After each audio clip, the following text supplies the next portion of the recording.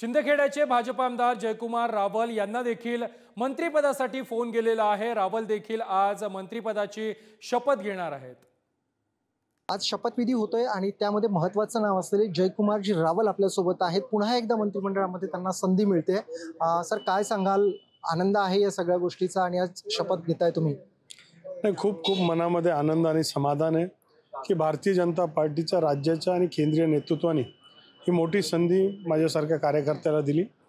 पाचव्यांदा निवडून येण्याचा मान देखील मला आमच्या जनतेने दिला आणि म्हणून भारतीय जनता पार्टीचं नेतृत्व, आमचे मतदार, आमचे जिल्ह्यातील सर्व कार्यकर्ते, अनेकांच्या प्रार्थना आणि प्रयत्न याच्यामध्ये राहिलेले, त्या सगळ्यांचं मी हृदयाच्या अंतःकरणापासून आभार व्यक्त करतो आणि त्यांच्या ऋणामध्ये राहून काम करू इच्छितो। याआधी सुद्धा तुम्ही मंत्रिपद सांभाळलेलं आहे, आता नव्याने शपथ घेताय। कुठलं पोर्टफोलिओ मिळण्याची तुम्हाला अपेक्षा आहे? काय तुम्ही मागणी वगैरे करणार आहात? एक कार्यकर्ता म्हणून जी संधी मिळते त्या संधीच्या माध्यमातून आपण काम केलं पाहिजे।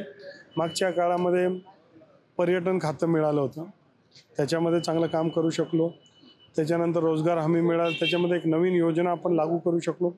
नंतर FDAमध्ये फूड अँड ड्रग्समध्ये सुद्धा काम करता आलं। म्हणून जी संधी मिळेल त्याच्यामध्ये जोरदार काम करेल एवढं मी ग्वाही देऊ इच्छितो। देव इंगोले, पुढारी न्यूज, नागपूर।